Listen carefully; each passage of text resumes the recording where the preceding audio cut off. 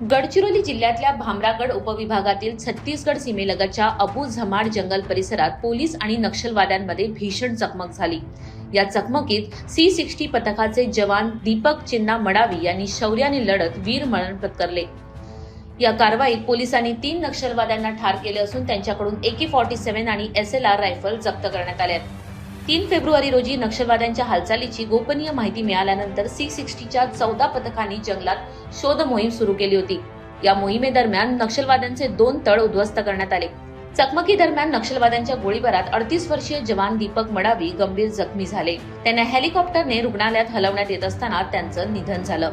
या कारवाईत जोगा मडवी हे जवान सुद्धा जखमी झाले असून मात्र त्यांची प्रकृती स्थिर आहे। दरम्यान शहीद जवान दीपक मडावी यांना गडचिरोली पोलीस मुख्यालयात शासकीय मानवंदना देण्यात आली। त्यांच्या पार्थिवावर तिरंगा चढवून वरिष्ठ अधिकाऱ्यांनी श्रद्धांजली वाहिली।